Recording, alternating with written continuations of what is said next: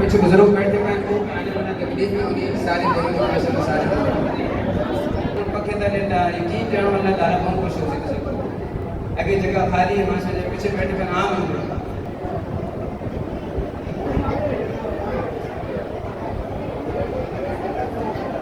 نعرہ تکبیر، نعرہ تکبیر، تاج التخت ختم نبوت۔ تمام حضرات تشریف رکھیں۔ السلام علیکم ورحمۃ اللہ وبرکاتہ۔ الحمد للہ وحدہ والصلاة والسلام علی من لا نبی بعدہ، اما بعد فاعوذ باللہ من الشیطان الرجیم، بسم اللہ الرحمن الرحیم۔ والذین اوتوا العلم درجات، اللهم صل على محمد وعلى آل محمد كما صليت على إبراهيم وعلى آل إبراهيم إنك حميد مجيد، اللهم بارك على محمد وعلى آل محمد كما باركت على إبراهيم وعلى آل إبراهيم إنك حميد مجيد۔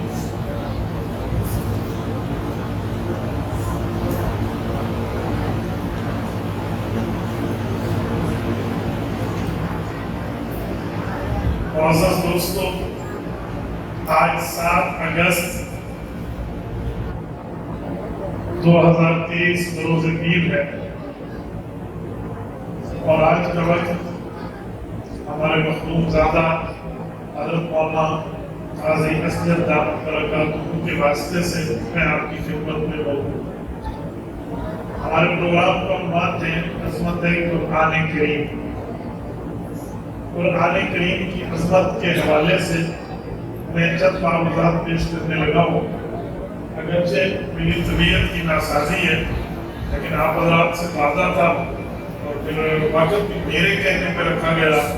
دعا فرمائے اللہ تعالیٰ حق اور سچ کہنے کی توفیق عطا فرمائے، جو بیان ہو جائے پھر اللہ قبول کرنے کی توفیق عطا فرمائے۔ معزز دوستو، مجھے بڑی خوشی ہوئی ہے کہ آپ کے یہاں سے 20 قرآن کریم کو پڑھنے والے بچے موجود ہیں۔ خصوصاً مبارکباد کے مستحق ہیں وہ بچے اور ان کے والدین، ان کے اساتذہ، جنہوں نے اپنی اولاد کو اللہ کے قرآن کے لیے وقف کیا، جنہوں نے اپنی زبانوں کو پڑھنے پڑھانے کے لیے قرآن کریم کے لیے وقف کیا۔ میرے دوستو، اللہ تعالیٰ نے قرآن کریم جو نازل فرمایا ہے رسول اللہ صلی اللہ علیہ وآلہ وسلم کی ذات اقدس پر، اور اس پر میرے نبی کی سب سے پہلے قربانی لگی ہے۔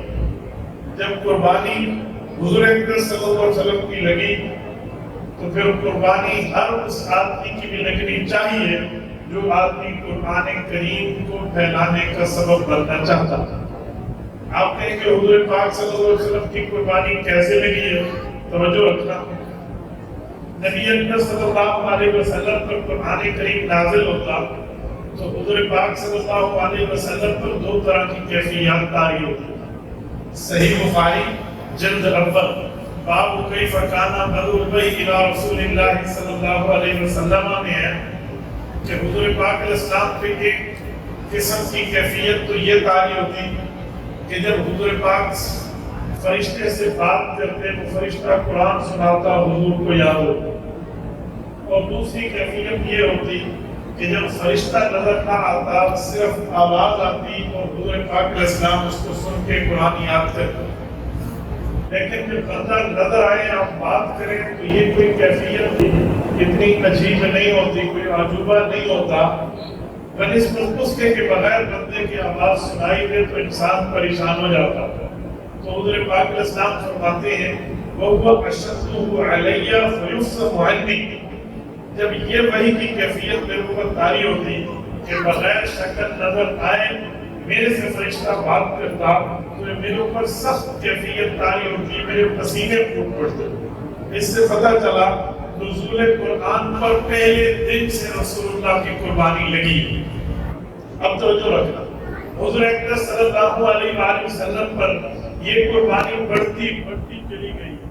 مثلاً نبی اکرم صلی اللہ علیہ وسلم پر یہ قربانی کیسے بڑھی ہے؟ حضور پاک صلی اللہ علیہ وسلم پر یہ قربانی یوں بڑھی کہ نبی اکرم صلی اللہ علیہ وسلم سردی کے موسم میں ہوتے تھے.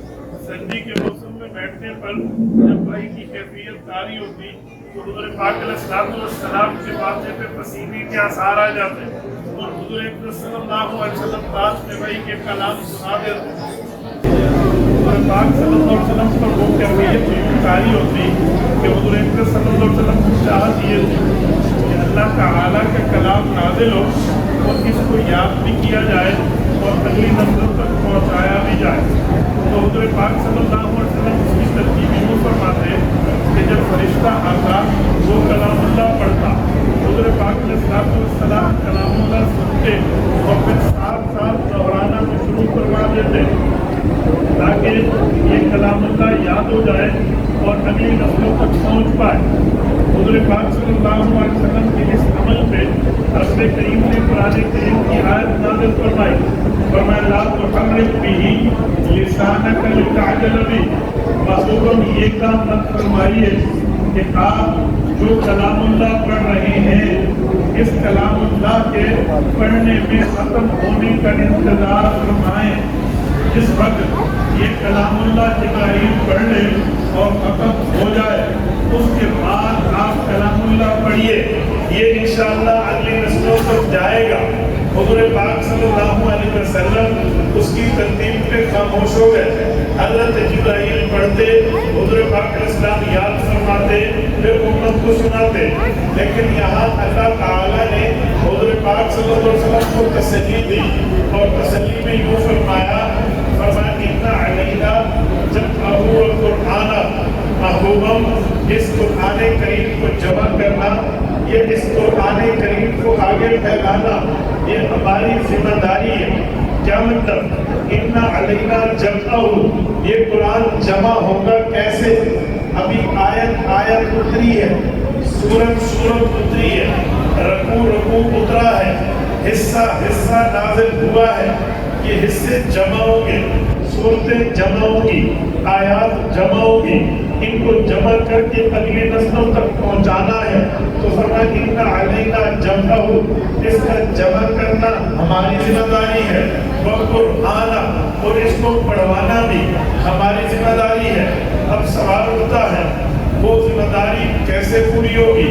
اللہ اس کو جمع بھی کر رہے, اللہ اس کو آگے پڑھوا بھی رہے. وہ ذمہ داری تو سب سے پہلے حضور پاک کے صحابہ اور اہل بیت نے پوری کر کے دی ہے. آپ کہیں گے کیسے؟ ان لوگوں نے قرآن کریم کو حفظ بھی کیا ہے, قرآن کریم کو یاد بھی کیا ہے, قرآن کریم کو اگلی نسلوں تک پہنچایا بھی ہے. حضرت ابوبکر صدیق رضی اللہ عنہ کا دور تھا جب جنگ یمامہ ہوئی. یمامہ کی جنگ میں 1200 صحابہ پیغمبر کی ختم نبوت پہ قربانی دیتے ہوئے شہید ہو گئے, جس میں 700 قرآن کریم کے قاری تھے. جب اتنے صحابی شہید ہوئے صحابہ میں فکر پیدا ہوئی اگر حفاظ یوں شہید ہوتے گئے اگلی نسلوں تک کلام اللہ پہنچے گا کیسے؟ تو یہ سب جمع ہوئے, حضور پاک پہ لکھے ہوئے, حضور پاک پہ اترے ہوئے قرآن کو لکھنا شروع کیا. اب لکھنے کے لیے 2 شرطیں لگائیں. نمبر 1 حضور پاک علیہ السلام نے اس شخص کو حفظ کرایا ہو. نمبر 2 حضور پاک علیہ السلام پہ جب آیت اتری ہو 2 گواہ بھی ہو. یہ ترتیب چلی. صحابہ آیات لائے, کچھ پتھروں پہ لکھی ہوئی, کچھ چمڑوں پہ لکھی ہوئی, کچھ درخت کے پتوں پہ لکھی ہوئی کہ جب آیت اترتی تھی نوٹ کر کے لکھ لیا جاتا تھا. وہ پتھر پہ چھینچنا پڑتا, پتھر پہ چھینچ دیتے, ورقوں پہ لکھنا پڑتا. ورق یعنی کہ وہ پتے ان اوراق پہ لکھ دیتے. یہ چمڑوں پہ لکھنا ہوتا. پرانے عرب کے لکھائی کی ایک ترتیب چمڑے پہ لکھنا بھی تھی تو وہ اس پہ بھی لکھ دیتے. یہ جمع ہونا شروع ہوئے. الحمد کی الف سے والناس کی سین تک اللہ کا قرآن جمع ہوا تو حضور پاک کی اس جماعت کے ذریعے. لیکن اس پر جو واقعہ کر رہا ہوں وہ ایک مشہور ترین واقعہ ہے. اسے امام عبدالرزاق نے مصنف عبد الرزاق نے ذکر فرمایا ہے. توجہ رکھنا, وہ واقعہ یہ ہے کہ قرآن کریم جب نازل لکھا جا رہا تھا تو 2 آیات ایسی تھی جس پر ایک شرط تو پوری تھی, ایک شرط پوری نہیں تھی.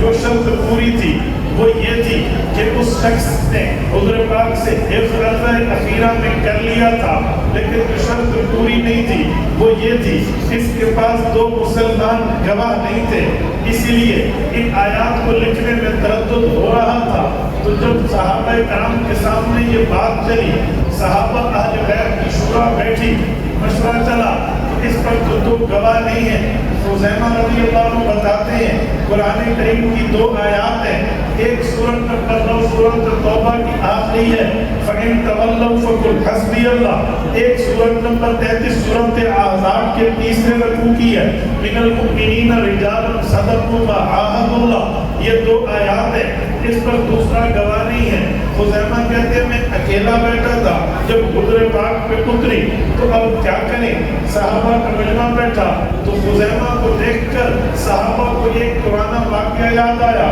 وہ فرمانے لگے اللہ اکبر کا حضور پاک کی فراست پہ قربان جائیے. حضور پاک کے دور کا ایک واقعہ تھا اور خزیمہ کے ساتھ وہ واقعہ ہوا تھا. کیا واقعہ یہ تھا, امام عبد الرزاق فرماتے ہیں ایک مرتبہ حضور پاک علیہ السلام کے پاس ایک یہودی آیا, وہ آ کر کہنے لگا میرا قرضہ واپس کرو. حضور پاک کو اس کا قرضہ کب کے لوٹا چکے تھے, لیکن وہ امام دوبارہ مانگنے آیا. حضور پاک نے فرمایا انی قد قضیت, میں تو تیرا قرضہ لوٹا چکا ہوں. وہ کہنے لگا کیونکہ اسے پتا تھا اس وقت گواہ کوئی نہیں تھا جب حضور سے قرضہ لیا. اس نے کہا البینہ, گواہی پیش کیجیے, آپ نے اگر مجھے قرضہ لوٹا دیا تھا گواہی پیش کیجیے. حضور پاک جھوٹی گواہی تو پیش نہیں کر سکتے تھے کیونکہ اس وقت بظاہر گواہ کوئی نہیں تھا. حضور پاک چپ ہو گئے تو یہ خزیمہ ساتھ بیٹھے تھے, انہوں نے اس یہودی کو کہا اگر گواہی آ جائے, پھر اس نے کہا مجھے پیسے نہیں چاہیے. فرمایا میں گواہ ہوں, انی اشہد ان رسول اللہ قد قضاک, میں گواہی دیتا ہوں حضور پاک نے تیرا قرضہ لوٹا دیا. وہ کہنے لگا ٹھیک ہو گیا, وہ بھاگ گیا. لیکن حضور پاک نے نقص فرمایا. حضور پاک نے پوچھا خزیمہ کیا ہوا, کیوں گواہی دی ہے, وجہ کیا ہے؟ تو اس وقت موجود نہیں تھا. یا رسول اللہ موجود تو میں نہیں تھا, لیکن میری گواہی جھوٹی بھی نہیں ہے, میری گواہی بھی سچی ہے. فرمایا گواہی سچی کیسے ہے؟ کہ یا رسول اللہ ہم نے اللہ کو نہیں دیکھا. آپ نے فرمایا اللہ ہے, ہم نے بن دیکھ کے کہہ دیا اشہد ان لا الہ الا اللہ. ہم نے آپ کو نبوت ملتے نہیں دیکھی, آپ نے فرما دیا آپ اللہ کے رسول ہیں. ہم نے بن دیکھ کے کہہ دیا اشہد ان محمد رسول اللہ. آپ نے فرما دیا جنت حق ہے, دوزخ حق ہے, شریف الکلام حق ہے, سدرۃ المنتہا حق ہے, جبرائیل حق ہے, نزول وحی حق ہے. ہم نے ان میں سے کوئی چیز اپنی آنکھوں سے نہیں دیکھی, ہم نے آپ کے کہنے پہ گواہی دے دی ہے. جب آپ کہیں اللہ کے لیے پھر دیکھیں گواہی دے دیں, آپ کے کہنے پہ آپ کہیں وحی کے لیے ہم پھر دیکھیں گواہی دے دیں. اب آپ ہی نے تو فرمایا کہ میں قرضہ دے چکا, اس پر بھی بن دیکھے میں گواہی دوں گا تو سچی ہوں. حضور پاک علیہ السلام نے اس بات سے خوش ہو کر حضرت خزیمہ کو فرمایا خزیمہ انت ذو شہادتین, تیرا مقام یہ ہے, تیرا مرتبہ یہ ہے, تیرا درجہ یہ ہے. میرا اللہ تجھ سے اتنا خوش ہے کہ دنیا میں کوئی بندہ ایک گواہی دے, ایک گواہ شمار ہوگا, تو ایک گواہی دے گا, دگنی گواہی شمار ہوگی. بتایا کہ یہ جو دوسری شبد ٹوٹ رہی ہے کہ 2 بندے نہیں ہیں, وہ تو کہنے والا کوئی اور نہیں ہے, وہی خزیمہ ہے. لہذا اس نے کہہ دیا, حضور نے پہلے دن سے اسے دگنی گواہی شمار کر دی. آج تک قرآن کی جو آیت قرآن کا حصہ ہے, آج تک یہی حصہ ہے. تو میرے دوستو قرآن کریم قربانی مانگتا ہے. قرآن کریم اللہ کی کتاب ہے, اس کے ساتھ جڑ جاؤ. خدا کی قسم دنیا بھی کامیاب ہے, آخرت بھی کامیاب ہے. آپ دعا فرمائیں, درود شریف پڑھے ذرا. اسپتال سے ہمیں قریب ٹکٹ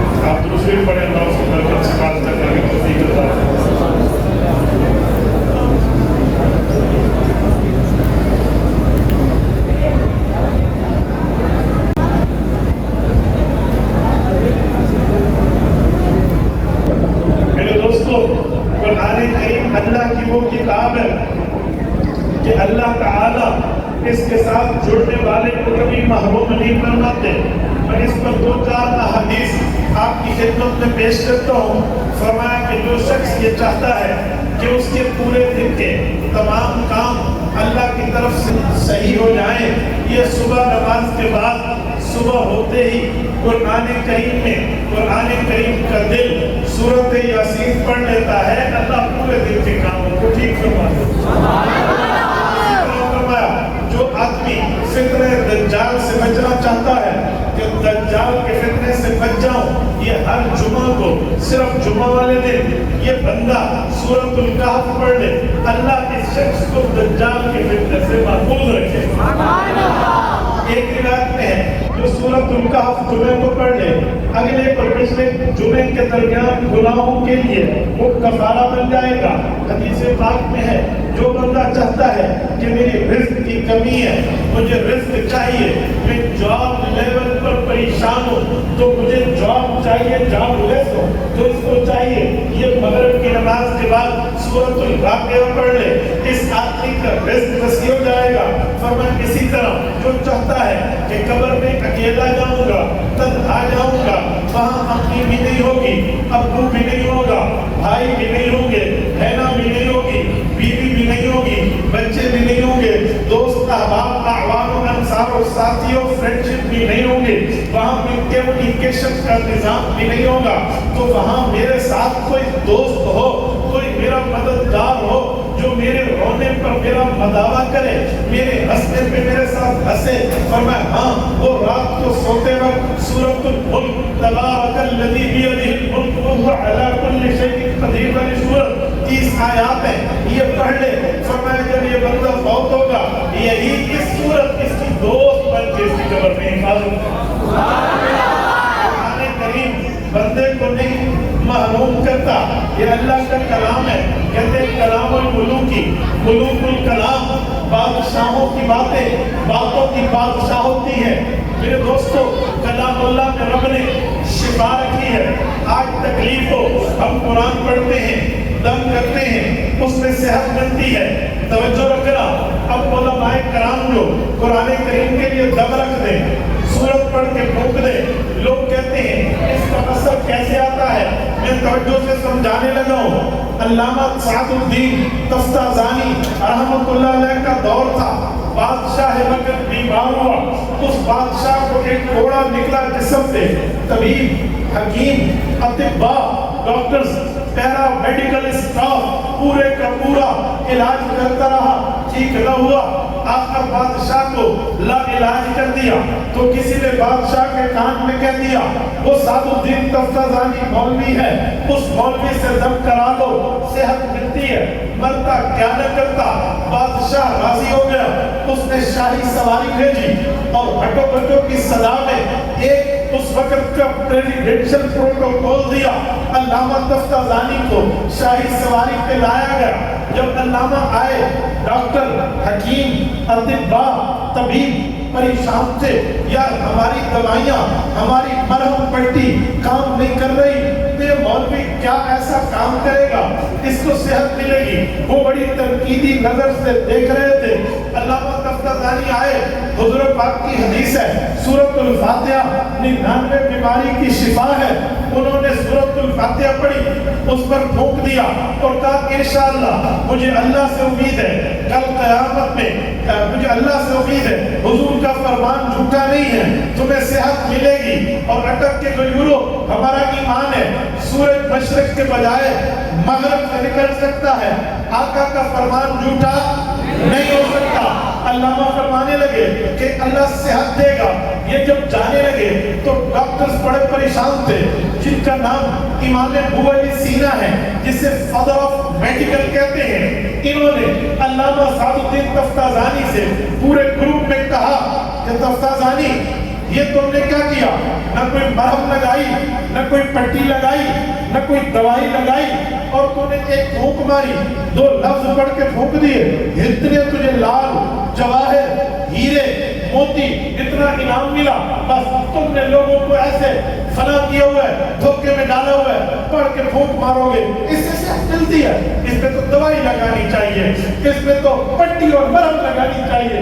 علامہ نے بڑی تسلی سے بات سنی اور اس کو کہا ہٹ جا، بک بک بند کر، شٹ یور ماؤتھ، زبان بند کر، چلنے دے مجھے۔ یہ جملہ کہا تو وہ آگ بگولا ہو گیا، سرخ لال پیلا ہو گیا۔ میں نے کہا اب تو نہیں جانے دوں گا۔ بادشاہ کو شکایت لگائی، اسے بلواؤ، مولوی نے میری عزت کی ہے، بے عزتی کی ہے، اس سے بات کرو۔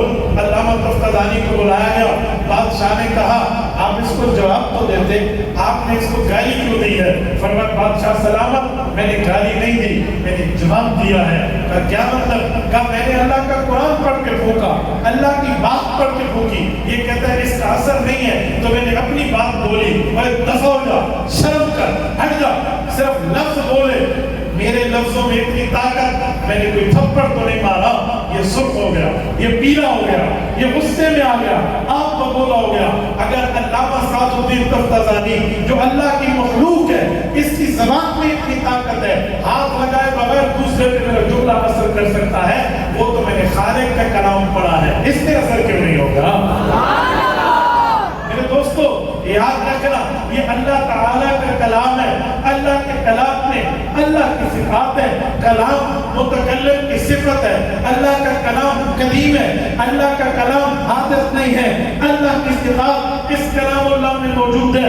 یہ کلام اللہ وہ ہے جس کو ہم اپنے لیے پڑھیں تب بھی بہتر، مکان کے لیے پڑھیں تب بھی بہتر، مکین کے لیے پڑھیں تب بھی بہتر، کسی خیر و برکت کے لیے پڑھیں تب بھی بہتر، زندہ کے لیے پڑھیں تب بھی بہتر، مردہ کے لیے پڑھیں تب بھی بہتر، کیونکہ یہ کلام وہ ہے جو پڑھے گا اس کو بھی بدلہ ملے گا، جسے پڑھ کے بھیجو گے اس کو بھی بدلہ ملے گا۔ آپ پوچھیں گے کیسے؟ جس کو پڑھ کے بھیجا اس نے تو خود نہیں پڑھا، اسے بدلہ کیسے ملے گا؟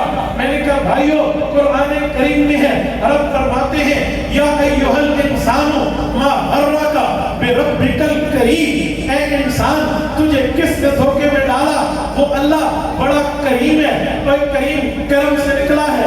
کرم مہربانی کو کہتے ہیں، مہربانی کا مطلب ہے حق بنے یا نہ بنے بندے کو دے دو، اسے مہربانی کہتے ہیں۔ ایک ہوتا ہے کرم، ایک ہوتا ہے اجر۔ اگر اللہ اجر دے تو بندہ نیکی کرے، اجر ملتا ہے۔ کرم کرے بندہ نیکی نہ کرے، کوئی اور کرے، اس کے نامہ اعمال میں بھیجے، رب اس کا حصہ نیکیوں کا بنا دے، اسے رب کریم کہتے ہیں۔ یا ایھا الانسان ما غرک بربک الکریم، اے انسان تجھے کس نے دھوکے میں ڈالا؟